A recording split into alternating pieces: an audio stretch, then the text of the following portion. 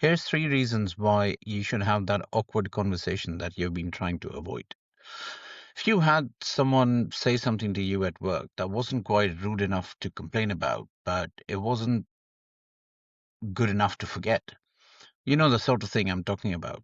So you leave that conversation feeling very uncomfortable. You play it in your head, you tell a friend about it, you keep thinking about it, and the perfect response comes to you a few days later. But you've never actually spoken to that person involved, and you're considering whether you should or you shouldn't. Now, recently, I was discussing a situation where a colleague had been involved with a difficult clinical case.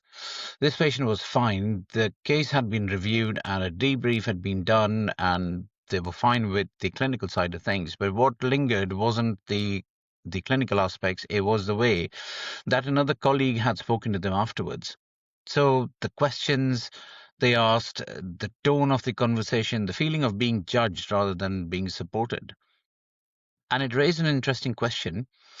Should you let it go, or should you go back and have that awkward conversation? And I think there are three good reasons to have that conversation.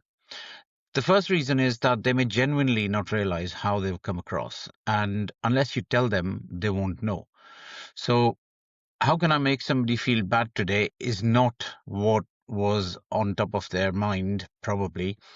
And if you have that conversation, maybe they'll realize it.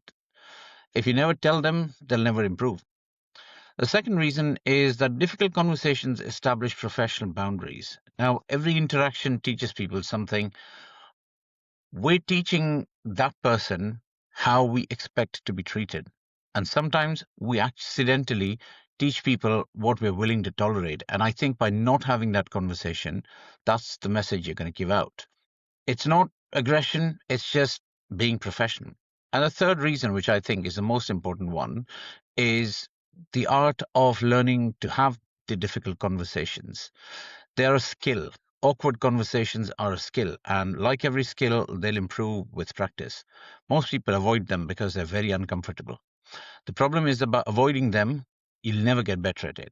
So I think the more you practice, the better you're going to get at it, and it's about learning to swim in awkward waters. And then finally, as a bonus tip, what I want to tell you is once you've had this conversation, write it down in a diary so that you can refer back to it the next time you're at an interview. You can talk about it. See you next time.